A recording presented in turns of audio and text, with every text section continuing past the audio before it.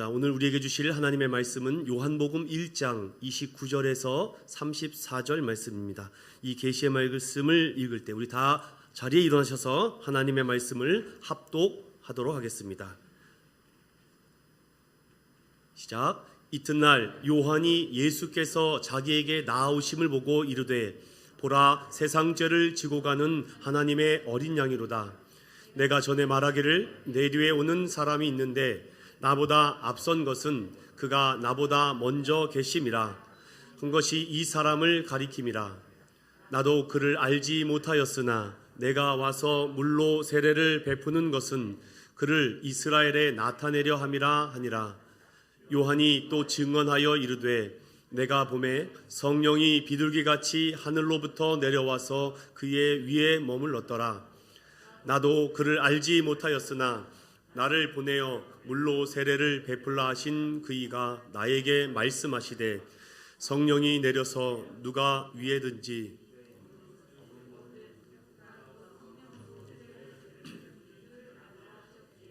내가 보고 그가 하나님의 아들이심을 증언하였노라 하니라. 아멘. 예수님 만나기 요한 말씀 5번째입니다. 오늘은 요한 복음 1장 29절에서 34절에 있는 말씀을 가지고 우리 말씀의 제목을 따라해 볼까요? 예수님 하나님의 어린 양. 프란치스코 데 수르바란이라는 스페인의 화가가 있습니다. 이 화가는요, 강한 명암과 대비되는 이 경건한 신앙과 이 종교적인 열망이죠. 그것을 잘 표현한 화가이기도 합니다. 이 화가가 그린 여러 그림 중에 대표작이 있는데 십자가를 맨 예수라는 성화와 십자가에 못 박힌 그리스도 앞에 화가 성누가라는 그림이 있습니다. 이 수르바란이라는 화가는 단순히 그림을 통해서 어떤 것을 드러내고자 하는데 당시 화가들과는 다른 입장과 다른 생각을 통해서 이 그림을 표현했다고 합니다.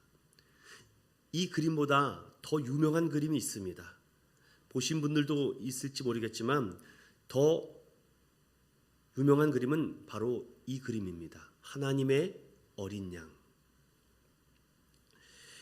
우리 죄를 대신 지신 희생양, 이 의미를 다른 어떠한 것도 표현하지 않고 양 한 마리를 표현하고 있습니다. 이 양을 자세히 한번 보십시오. 이 화가가, 이 작가가 지금 무엇을 말하려고 하는지. 이 양을 잠깐 묵상해 보면은 지금 네 발이 꽁꽁 묶여 있습니다. 사방은 어둡습니다. 그런데 이 양의 털은 아주 희고 아주 섬세하게 묘사되어 있죠. 그런데 이 양의 얼굴을 한번 보십시오. 확대해 드리겠습니다. 이 양의 얼굴이 너무 평안하지 않습니까? 조금 있으면 목이 잘리고 배가 갈라지고 사방에 피가 튈 것이고 자신의 죽음을 기다리고 있는 양이라는 얼굴 표현치고는 너무 평안해 보입니다. 참담한 순간에 오히려 이렇게 평온한 표정을 지을 수 있다는 거 가능할까요, 여러분? 이 어린 양 한 마리로 이 화가는 무언가를 지금 말하려고 합니다. 바로 세상 죄를 지고 가는 하나님의 어린 양을 이 하나의 그림으로 모두 다 표현하고 있습니다.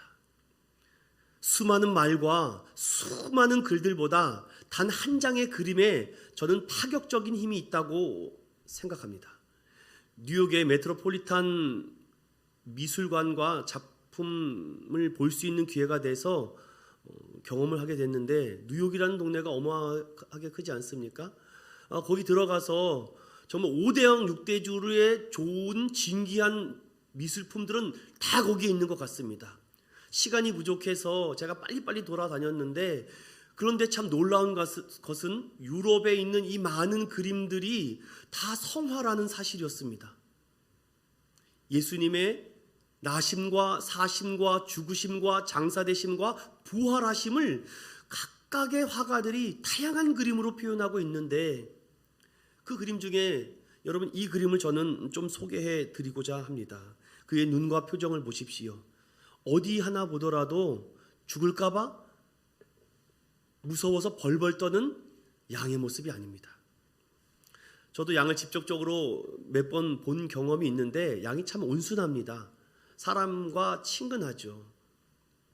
그런데 제가 직접 본 양은요, 되게 지저분합니다. 이렇게 깨끗하진 않았습니다. 그런데 이 제단 위에 놓여있는 이 어린 양, 오늘 성경은 저는 특별한 다른 말씀을 전하지 않습니다. 그분이 하나님의 어린 양이 되셨는데 그 어린 양을 묵상하고 또한 다시금 들어가 보는 시간을 가져보려고 하는 것입니다. 다시 이 어린 양을 보십시오. 온통 검습니다. 세상은 너무나도 어둡고 캄캄합니다. 그러나 어떻게 이 어린 양만 희고 흠도 없고 점도 없습니까?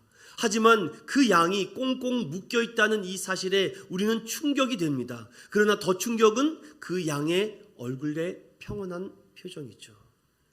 예수님께서 이러한 모습으로 끌려가지 않았을까라고 이 화가는 이 양을 통해서 말씀합니다. 창세기 22장에는 하나님께서 아브라함에게 내가 독자 아들 이삭을 제물로 바치라 합니다. 아브라함은 순종합니다. 그리고 그 아들을 데리고 모리아 산으로 올라가는 과정에 아들이 너무나도 궁금합니다. 아버지, 제물을 태울 나무와 다른 것들은 준비됐는데 정작 제일 중요한 제물이 없어요. 이 제물이 있어야지 하나님께 예배드리지 않겠습니까? 아들아, 다 준비되어 있다. 아브라함은 무슨 생각을 하고 있었을까요? 정말 울먹이는 표정이 아니었을까요? 제단에 자신의 아들을 꽁꽁 묶어놓고 이제 죽여야 되는 그 순간에 하나님이 아브라함아 내 아들 독자까지도 아끼지 아니하였으니 내가 하나님을 경외하는 줄 이제 알았다. 아브라함과 이삭이 모리아 산으로 올라갈 때 이미 하나님께서는 반대편에 순양을 준비하셔서 대신 제물을 예비하셨다. 여호와의 이레의 하나님. 그런데 왜 예수님의 죽으시는 그 현장 가운데는 왜 다른 제물을 하나님께서 준비해 놓으시지 않으셨을까요? 하나님은 인간을 구원하시고 구속하시기 위해서 왜 예수님을 죽이셔야만 했을까요? 세상 죄를 지고 가는 하나님의 어린 양. 오늘 이 한마디를 꼭 담고 가셔야 됩니다. 세례자 요한은 지난 시간에 나는 그리스도가 아니다. 나는 메시아도 아니다. 나는 선지자도 아니다. 나는 아무것도 아니다. I am nothing. 하지만 사람들은 계속 요한을 부추깁니다. 하지만 그는 흔들리지 않습니다. 어떠한 외압과 압박에도 자신의 위치와 자신은 조연과 엑스트라라는 것을 명확하게 아는 답정너를 가지고 있습니다. 그리고 그 이튿날 되는 현장 속에 오늘 어떠한 사건과 이슈를 저와 여러분에게 말씀하고 있는지 그 말씀 속으로 들어가 보겠습니다. 함께 우리 29절을 함께 합독합니다. 시작. 이튿날 요한이 예수께서 자기에게 나오심을 보고 이르되 보라 세상 죄를 지고 가는 하나님의 어린 양이로다. 아멘. 이튿날 넥스트죠. 다음 날입니다. 이 전에는 요한이 예수님을 알지 못한 상태에서 증언했습니다. 회개하라, 천국이 가까이 왔다. 자, 예수님이 정작 누구신지를 모르는 상태에서 복음을 전했는데, 그런데 오늘 그 이튿날 되는 때 상황이 어떻게 바뀝니까? 이제 예수님을 알아보고 그가 누구인지를 정확히 알죠. 여러분, 이 요한복음은요, 요한에 대해서 소개하지 않는다고 말씀을 드렸습니다. 이가 어떨 때에 이 예수가 메시아고 그리스도이심을 알아보게 됩니까?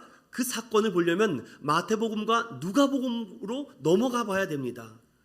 어느 날 요단강에서 물로 세례를 주고 있는데 웬 사람이 찾아옵니다. 나에게 세례를 베풀어라. 그런데 뭔가 느낌이 요한이 다르죠. 다른 사람들과. 나는 당신에게 세례를 줄 수 없다 라고 말하니 안 된다. 세례를 주어라. 그래서 세례를 줍니다. 자, 세례를 받고 있는 그 주변에 얼마나 많은 사람들이 있었겠습니까? 자, 예수님과 요한이 둘이서 요단강에서 당신은 침례를 베풉니다. 이렇게 물을 담갔다 빼죠. 물을 담갔다 빼는데 어떤 일이 일어납니까? 갑자기 하늘이 열립니다. 그리고 비둘기와 같은 성령이 예수님께 딱 임재하더니 이는 내 사랑하는 아들이다, 내 기뻐하는 자다라는 그 메시지가 들리는 것입니다. 그런데 여러분 아십니까? 이 메시지가 누구에게만 들립니까? 요한에게만 들린 것입니다. 만약에 이 메시지가 그 모였던 모든 사람들에게 다 들렸다면은 오늘 굉장히 다른 사건으로 벌어질 것입니다. 성령이 비둘기같이 임하는 사건을 요한은 목격합니다. 그리고 그 안에서 예수님이 메시아이고 그리스도이심을 요한만 보게 되는 것입니다. 그래서 그는 이분은 하나님의 아들이구나. 이분은 메시아구나. 여러분 메시아라는 뜻은요 히브리 말로 메시아고 헬라어 말로 말하면 이것이 그리스도가 되는 것입니다. 같은 말입니다. 이가 메시아구나 라는 것을 그때 요한은 알았습니다. 자, 여기서 중요한 단서 하나가 우리가 여기서 찾아지게 되는데요. 무엇입니까? 요한이 예수님이 누군지를 몰랐습니까? 아니죠. 예수님과 요한은 친척 관계입니다. 그런데 요한이 광야를 나가면서 예수님과 함께 아마 떨어진 것 같아요. 문헌의 교회사를 보면은 세례자 요한의 부모님은 일찍 돌아가셨다라고 합니다. 그러나 아직 예수님의 부모님은 살아계셨다. 아니나 다를까 성경을 보니까 이 세례 요한의 부모님은 굉장히 연로하셨는데 이 늦둥이를 본 거죠. 그러니 소천했기 때문에 이 세례자 요한이 혼자 떠나기와 같이 광야에서 살았다라는 문헌들이 있었습니다. 그러니 부모님이 돌아가시면 솔직히 우리 자녀들이 잘 모입니까? 부모님이 살아계셨을 때나 형제자매들이 모이죠. 부모님이 돌아가시면 형제자매 만나기가 힘들어지지 않습니까? 뭐 안 그런 가정도 있을 거라고 생각합니다. 그러다 보니까 요한과 예수님이 자주 왕래가 없었기 때문에 서로 잘 알지는 못했던 것 같아요. 그러다 어느 날 요단강가에 오시는 그 예수님을 보시고 이가 메시아인 줄 전혀 몰랐습니다. 이가 그리스도이신지도 요한은 절대 몰랐습니다. 그런데 언제 알았습니까? 세례를 베풀 때 성령이 비둘기같이 그에게 임하시는 그 사건을 요한만 보고 그는 그 증언을 하게 된 것입니다. 사랑하는 믿음의 성도 여러분, 여기서 우리가 무엇을 발견할 수 있습니까? 우리가 복음을 처음에는요 들어서 우리가 누군가에게 전해 들어서 복음의 전함으로 인해서 우리가 그것이 믿음이 생겨서 전하게 됩니다. 그런데 뭔가 확신이 안 생겨요. 예수, 하나님, 성령 이렇게 이런 단어들이 알겠는데 조합이 안 되고 이 퍼즐이 안 맞춰집니다. 뭔가 있는 것 같은데 확신이 안 들어요. 그래서 요한도 자신이 전하는 이 증언의 메시지가 분명히 확실하고 선명하다라고 생각하는데 뭔가 증거가 있었으면 좋겠습니다. 그런데 그런 차에 예수님께 세례를 베풀자 성령이 임하시는 사건을 보고 그가 메시아임을 그는 확정한 것이죠. 여러분 언제 우리의 믿음이 확 점프됩니까? 언제 확 도약됩니까? 우리가 평소에 성경 공부하고 제자 훈련해서 이미 성경 필사도 하고 성경 통독도 해서 성경의 여러 이야기들과 말씀을 압니다. 근데 언제 믿음이 확 생겨요? 내가 정말 이거 궁금했었는데 정말 이것이 맞을까? 이것이 사실일까? 너무 궁금하던 차에 하나님께서 나에게 어떤 확실한 증거를 탁 보여주실 때 그렇구나, 하나님이시구나, 하나님이 나와 함께 하셨구나, 이런 믿음이 생기지 않으셨습니까? 정말 이것이 어떻게 가능했을까? 내가 그동안 이 말씀 구절과 여기 있는 이 사건들이 너무나도 좀 궁금했는데 그렇다고 내가 믿음이 없는 건 아닌데 그런데 이것이 너무 궁금하던 차에 어느 날 하나님께서 나에게 어떤 사건과 상황을 만들어 주셔서 하나님이 정말 살아계시구나, 하나님이 나와 함께 하시는구나, 그때 내가 정말 깜짝 놀라지 않습니까? 저는 그랬습니다. 여러분 어떤지 모르겠습니다. 요한도 그렇습니다. 복음을 전하는데 이것이 내가 전하든 전하지 않든 이것은 진리입니다. 요한이 전했다고 해서 이것이 진리가 되는 것이 아니라 진리는 진리이기 때문에 요한이 전했든 안 했든 이 진리는 증거될 것입니다. 그런데 마음속에 뭔가 이 증거를 좀 확인하고 싶어요. 그래서 이 요한복음에는요, 요한이 어떻게 됐는지 이 이후엔 기록되어 있지 않는데, 이 복음서 다른 복음서에 보면은 요한의 기록이 중간중간에 나오는데, 특별히 마태복음 11장에 보면은 요한이 당시 헤롯 대왕에 대해서 잘못된 이 언행으로, 잘못됐다기보다도 진실을 얘기했는데 그것에 굉장히 분노가 느낀 그 왕이 요한을 옥에 가둬버리죠. 그러자 요한의 제자들이 요한을 찾아갑니다. 그리고 묻죠. 우리가 기다리고 우리가 사모했던 그분인지를 확인하라, 확인해보라고 요한이 말합니다. 요한도 뭔가 확증이 더 필요했던 것 같습니다. 그래서 예수님께 있는 요한의 제자들이 찾아갑니다. 여러분 한번 마태복음 11장 잠깐 열어볼까요?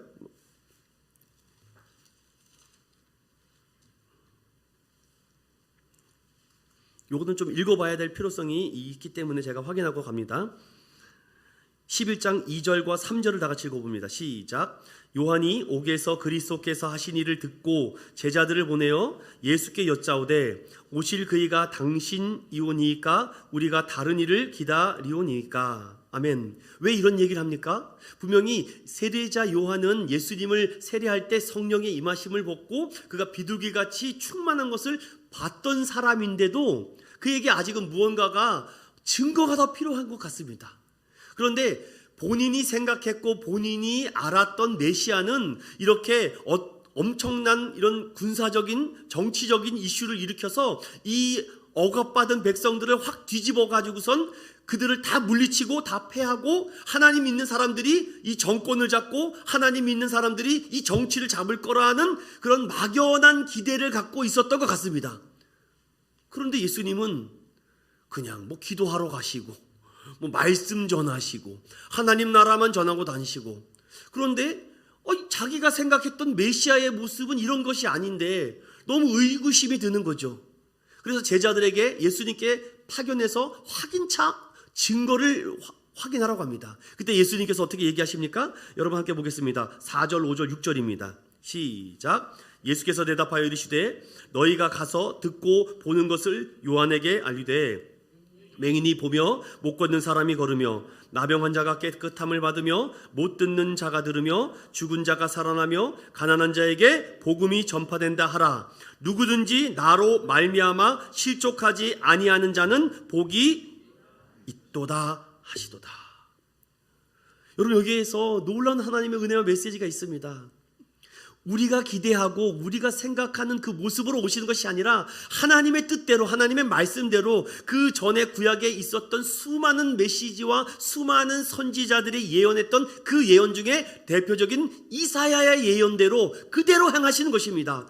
요한아, 염려하지 말아라. 이사야가 어떻게 예언했느냐? 가난한 자, 포로된 자, 눈먼 자, 그를 고치시고 그들을 일으키신 그분이 메시아다. 그때 요한이 이 얘기를 들으니까 얼마나 가슴이 뜨거워졌겠습니까? 그렇지, 맞아, 그분이 메시아지. 그래, 내가 생각했던 대로 내가 부자가 돼서 내가 잘 돼서 내가 모든 것을 이루어서 이것이 변하는 것이 아니라 그분은 그분의 뜻대로 예언대로 말씀대로 오시는구나. 세례 요한은 여기에 대한 증거를 또 얻게 됩니다. 보라, 세상 죄를 지고 가는 하나님의 어린 양이로다. 이 이사야의 말씀에 성취되는 것을 보고 맞구나, 그분이 메시아구나. 예수님께서는 오늘 이렇게 말합니다. 이러한 증언의 삶을 살아가는 사람들이 하나님의 백성들이다. 여러분, 증언이 있다면 반드시 증거가 따라옵니다. 그 증거를 가지고 우리는 어떻게 합니까? 증명하는 것입니다. 오늘 이 세 개 단어를 잊지 마십시오. 증언하는 자에게는 증거를 따라서 오게 하십니다. 그리고 우리가 그 증거를 가지고 우리가 세상에 나가 증명하는 것입니다. 하나님이 살아계시다라는 것을. 야고보 사도도 이렇게 말합니다. 영혼 없는 몸이 죽은 것 같이 행함 없는 믿음은 죽은 믿음입니다 라고 말하죠. 여러분, 여기서 지금부터 잘 경청해 주십시오. 요한이 오늘 예수님이 오시는 것을 보고 많은 사람들 앞에서 보라 세상죄를 지고 가는, 우리 개역개정은 지고 가는이라고 되어 있는데 헬라어 원문에 보면은 이것이 나르는이라고 되어 있습니다. 나르고 있는 이런 뜻입니다. 지고 가는 하나님의 어린 양이다. 이 어린 양에 대한 얘기는 제가 옛날에 레이기 말씀 거룩과 제사에 대해서 설명했기 때문에 따로 말하지 않습니다. 궁금하시면 그때 설교를 다시 들으십시오. 어린 양은 바로 하나님의 어린 양인데 오늘 이런 얘기를 합니다. 우리와 저에게. 그렇다면 너희의 신앙이 증언되고 증거되고 증명돼야 되는데 너희들이 증언까지는 잘하는데 증거를 얻고자 하면서 왜 너희들은 증언만 할 뿐 증거되는 삶을 살지 않느냐. 오늘 이 얘기를 합니다. 자 보십시오. 30절을 다 같이 읽어봅니다. 시작. 내가 전에 말하기를 내 뒤에 오는 사람이 있는데 나보다 앞선 것은 그가 나보다 먼저 계심이라 한 것이 이 사람을 가리키라. 31절. 나도 그를 알지 못하였으나 내가 와서 물로 세례를 베푸는 것은 그를 이스라엘에 나타내려 함이라 하니라. 아멘. 여러분, 어떤 사람이 기독교가 궁금하다고 합니다. 도대체 예수가 누군데, 도대체 교회는 뭐야? 라고 묻는다면은요, 여러분 주저하지 마십시오. 염려하지 마십시오. 증거가 너무 많습니다. 여러분, 불신자들이나 무신론자들이 정말 맘먹고요, 정말 자기가 결단하고 기독교에 대해서 찾아보고 싶으면 이 증거되고 이미 확증되고 나와 있는 수많은 증거된 자료들이 얼마나 많은지 아십니까? 성경에 예언되고 기록된 말씀이 현재 이루어지고 있고 이제 장차 다시 오실 예수 그리스도가 어떻게 오시는 것까지 예언된 말씀이 성경입니다. 어떠한 경전과 어떠한 서적도 성경과 같이 이렇게 퍼펙트하게 예언되고 증거된 말씀이 없다는 것입니다. 믿으십니까 여러분? 파면 팔수록 이 신비하고 놀라운 사실, 그래서 세례 요한의 이 가르침과 증언만이라도 요한의 제자들이 예수님의 제자가 됐다니까요. 저도 그래서 오늘 이 말씀을 전할 때 주님 제 말에 조금 성령의 능력과 파워를 더해 주셔서 제가 전하는 이 증언이 우리 사랑하는 성도들에게 보라 세상죄를 지고 가는 하나님의 어린 양이라는 것을 다시금 믿게 하는 역사가 있게 해달라고 저는 간구한 마음으로 이 자리에 섰습니다.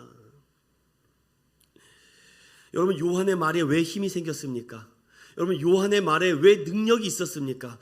요한은 자신이 증언하고 증언했던 그 말씀 그대로 살았기 때문입니다.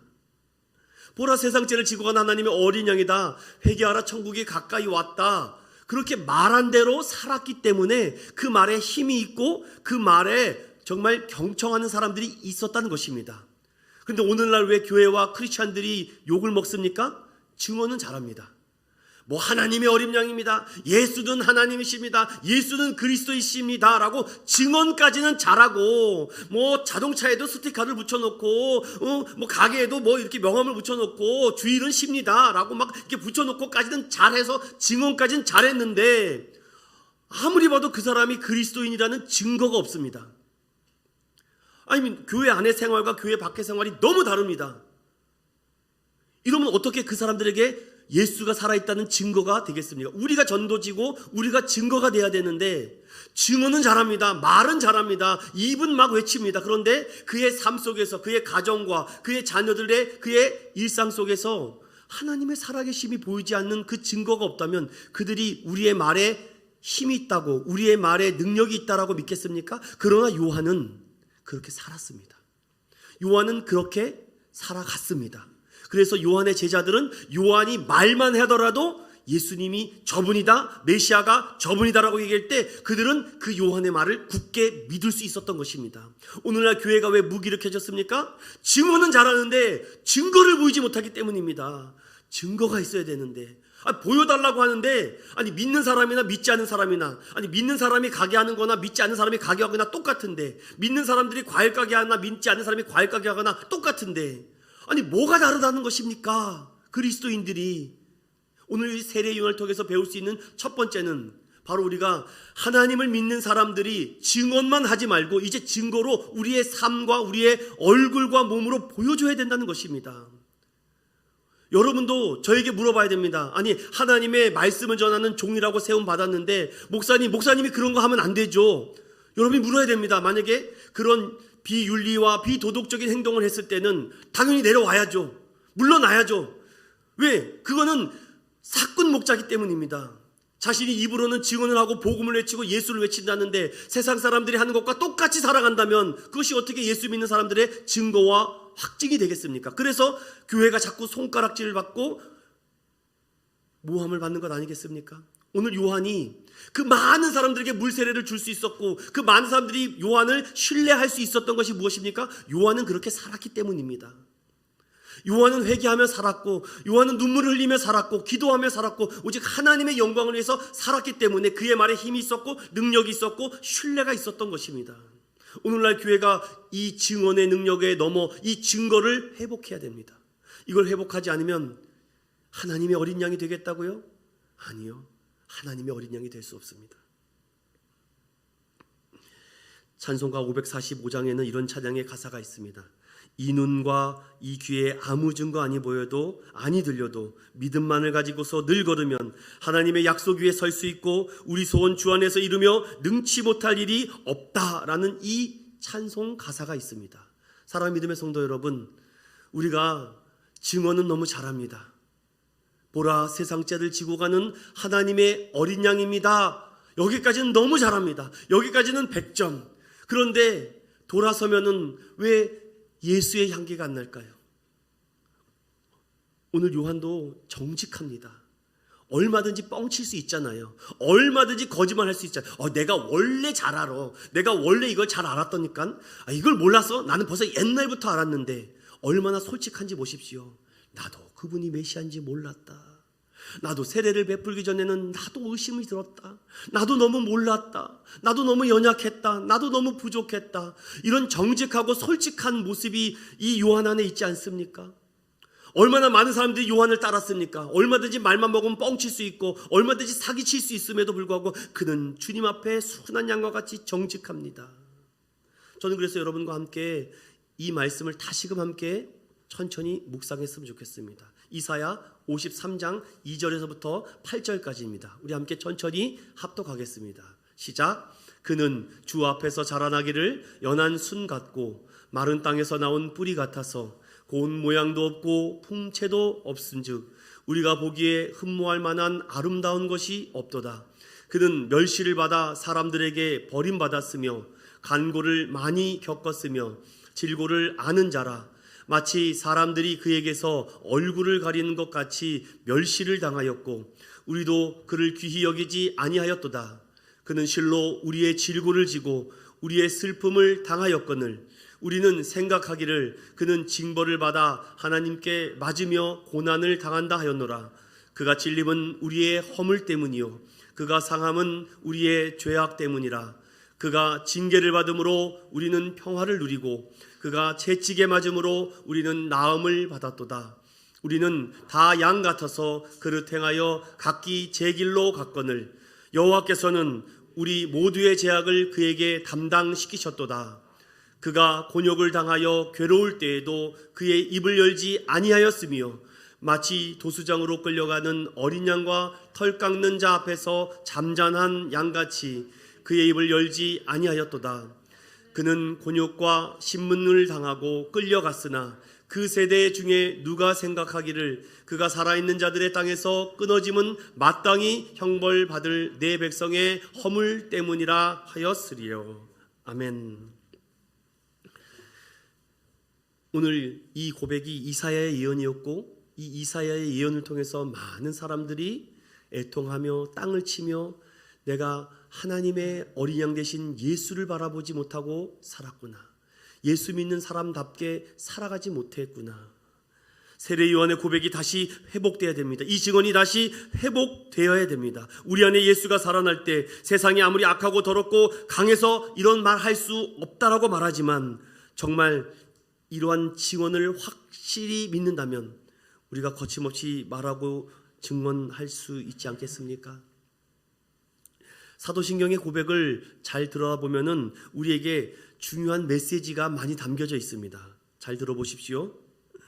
그 사도신경 안에는요, 먼저 우리에 대해 알아야 구원받는다라고 말하지 않습니다. 다시 말씀드립니다. 사도신경의 우리 신앙의 고백에는 우리 자신을 잘 알아야지만 구원받는다 말하지 않습니다.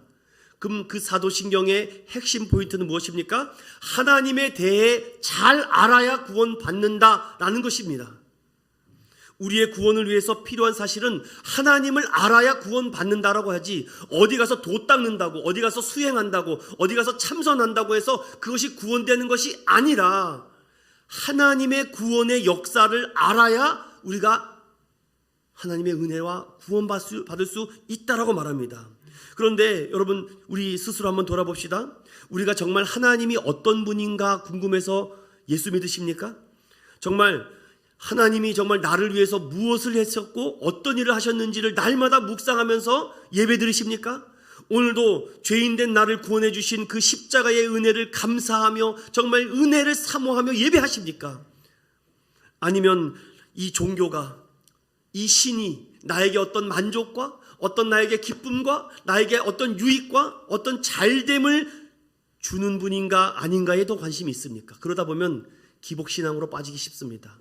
은사주의로 빠지기 쉽습니다. 더 나아가 경건하긴 하는데 자신만 경건하려고 합니다. 그러니 세례 요한과 같은 증언자가 되기가 어렵습니다. 가서 예수 좀 전하자고 하는데 전하지 못해요. 그래서 창세기 1장 1절은 하나님의 어떤 존재를 말하는 것이 아니라 하나님의 섭리와 하나님의 뜻과 하나님의 경륜을 말하는 말씀이 창세기 1장 1절의 말씀입니다. 그래서 성경은 우리에게 인간의 마음의 깊이를 보고 구원한다라고 말씀하지 않고 우리가 무엇을 믿는가에 대해서 구원한다라고 말씀하고 있습니다. 사랑하는 믿음의 성도 여러분, 오늘 이 요한의 증언이 무엇입니까? 저는 오늘 이 마무리를 지으면서 여러분에게 꼭 담고 가야 되는 것이 이 메시지라는 것입니다. 세례 요한도 증언하긴 증언하였는데 뭔가 확신이 안 듭니다. 그런데 어느 날 예수님께서 찾아오셔서 세례를 베풀어 달라고 해서 세례를 베푸는데 정말 하늘이 열리고 성령이 비둘기같이 예수님에게 임하는 것을 보고 이분이 메시아구나, 그리스도라는 걸 확증하게 됩니다. 여러분, 내가 뭔가 믿음이 없다, 뭔가 확증이 없다, 내가 이렇게 의심하고 내가 이렇게 걱정하는 것이 믿음이 없는 것이 아닙니다. 여러분, 절대 여러분 염려하지 마십시오. 오늘 분명히 성경은 이렇게 우리에게 말합니다. 그런 것은 믿음이 없는 것이 아닙니다. 여러분, 그렇게 궁금하고 알고 싶으면 찾아가십시오. 예수가 누구인지, 기독교가 무엇인지, 하나님이 누구신지를 찾아가야 되는데 찾아갈 생각을 안 해요. 증거를 얻어야 되는데 증거를 알 생각을 안 합니다. 요한도 옥에 갇혔을 때 궁금했을 때 요한아 걱정하지 마라, 이사야 예언같이 내가 그다 라고 말할 때 그에게 충만한 감동이 있지 않았겠습니까? 대단한 믿음이 없습니다. 그런데 주님은 그 믿음과 그 연약함을 사용하셔서 주님의 뜻을 이루어 가고 있습니다. 사랑하는 믿음의 성도 여러분, 오늘 우리가 중요한 것은요, 다른 것이 아닙니다. 오늘 이 요한이 정직하고 솔직하게 말합니다. 더 나가서 내가 성령이 그에게 임하시는 것을 보고 그가 하나님의 아들이라는 것을 믿었다. 전 이것을 이렇게 정리하겠습니다. 예수님은 우리의 구원의 길을 계시하는 분이십니다. 그가 이 땅에서 기적과 거룩한 삶과 인내의 죽음으로 계시하시고 확증해 주셨습니다. 또한 율법에서 요구하는 모든 것을 만족해 주시고 그 율법을 지킬 수 없는 이 연약한 죄인들의 무거운 심판을 대신 지시고 견디시고 죽으셨습니다. 그리고 하나님의 공의, 의로움을 만족해 주셨고 이제 예수님을 통하여 믿는 자는 구원을 획득하게 됩니다. 이 신칭의, 그리고 그들에게 성령을 통하여 구원을 나눠주시고 또한 자신의 획득한 구원을 죄인에게도 유효하게 바로 성화를 이루고 또한 그것을 이루어 갈 수 있도록 경건의 능력을 주시고 경건의 모양도 우리에게 더해 주시는 분이 예수님이십니다. 그래서 예수님을 통하지 않고는 어떠한 자도 구원을 얻을 수 없다라는 사실입니다. 더 나아가서 이렇게도 우리가 고민할 수 있죠. 왜 예수님께서 이 구원을 즉각적으로 주시지 않을까? 즉각적으로 주시는 분도 있겠지만 점진적으로 우리의 믿음을 자꾸 증거를 얻으라고 합니다. 이 눈에 보이지 않고 들리지 않더라도 하나님이 때가 되시면 우리에게 증거를 주시고 보여주십니다. 성령으로 우리를 거듭나게 하시고 새롭게 하십니다. 더 나아가 우리에게 성령님께서 계속해서 어느 날 믿음을 주십니다. 그리고 그 믿음으로써 주님 대신 구주를 자신에게 날마다 적용하면서 구원받게 하십니다. 또한 이 죄악에서 우리를 용서받게 하시고 은혜로 얻은 이 믿음으로 우리를 의롭다 여기신다는 그 믿음의 확증이 자꾸만 생깁니다. 마음으로 믿어 의에 이르고 입으로 시인하여 날마다 구원에 이르는 능력들이 우리에게 있습니다. 더 나아가서 이 구원받은 죄인들, 용서받은 죄인들에게 날마다 이 구원의 능력이 사라지지 않도록 유효하게 만듭니다. 그러나 우리는 연약하기 때문에 주님 앞에 날마다 우리의 범죄한 사실을 가지고 죄를 구하는 것 아니겠습니까? 용서를 구하고 회개하는 것입니다. 너 하나님의 사람아 라고 디모데에게 사도 바울은 너희가 의와 경건 그리고 믿음과 사랑과 인내, 소망 그리고 온유함을 이루라 라고 하신 말씀을 우리는 기억해야 되겠습니다. 말씀의 결론을 맺겠습니다. 오늘 우리에게 이 메시지가 필요합니다. 바로 보라 세상 죄를 지고 가는 하나님의 어린 양이로다. 교회가 자꾸 세상에서 말하는 그 크기와 그 원리와 그 싸움대로 똑같아지면은요, 우리는 그것이 예수님의 증거가 될 수가 없습니다. 사람이 기억되고 사람이 남는 교회, 그렇다면은 그 교회는 더 이상 하나님이 쓰시기가 어렵습니다. 그래서 저는 할 수 있으면은 복음을 전할 수 있도록 통로가 돼야 되겠다. 내가 못하면 다른 사람이 하는 것을 돕기라도 해야 되겠다. 세상죄를 지고 가는 어린 양이 누군가? 예수님은 나의 구원자인가 생명인가? 이 놀라운 증언들을 통해서 지금도 십자가를 맺는 수많은 선교사들과 순교자들이 왜 있었겠습니까? 그 증언이 사실이기 때문입니다. 사실이 아닌다면 어떻게 2000년 동안 기독교가 무너지지 않았겠습니까? 앞으로도 1000년 동안 2000년 동안 이 기독교는 주님 오시는 그날까지 무너질 수가 없습니다. 우리가 전하든 전하지 않든 예수님의 진리는 계속해서 흘러가고 성령의 바람은 멈추지 않기 때문입니다. 사랑하는 믿음의 성도 여러분, 오늘 이 말씀을 깊이 묵상하십시오. 지금 우리가 필요하고 간구해야 되는 것은 진정으로 그리스도가 교회의 주인이 되어 우리의 삶을 주관하기를 원해야 되는 것 아니겠습니까? 사도들의 증언과 이 세례자 요한의 증언이 무엇입니까? 바로 예수는 그리스도고 하나님의 아들이심을 증언하는 것입니다. 그런데 증언으로만 머무니까 그들이 믿지 못하고 그들이 신뢰하지 못하고 우리의 말에 힘을 주어 따르지 못하는 것은 우리가 그의 증거가 되지 못하고 전도지가 되지 못하기 때문입니다. 사랑하는 믿음의 성도 여러분, 예수님은 성령과 불로 세례를 주신다고 하였습니다. 불세례가 무엇입니까? 장차 너에게 그 말씀대로 심판하신다라는 말씀이죠. 오늘 세례자 요한은 그는 흥하여야 되겠고 나는 쇠하여야 되겠다고 말씀합니다. 여러분, 우리가 무엇을 증언으로 증거를 찾고자 합니까? 오늘 이 한마디를 꼭 기억하십시오. 우리의 증언으로 그 증거를 찾게 하십니다. 그리고 찾아진 그 증거들을 가지고 예수님을 증거하십시오. 보라 세상 죄를 지고 가는 하나님의 어린 양이로다. 우리가 만나는 사람들에게 우리가 예수님의 제자다, 주님의 교회다라는 것을 증언하고 증거가 되는 저와 여러분이 되시기를 예수님의 이름으로 축원드립니다. 우리 이 말씀을 묵상하며 함께 찬양합시다. 하나님만이 어린 양 되시고 그분만이 나의 구원자 되시고 하나님의 아들 되십니다. 그분만을 송축합니다. 하나님 영광 받게 인도해달라고 이 고백을 하며 나아갑니다.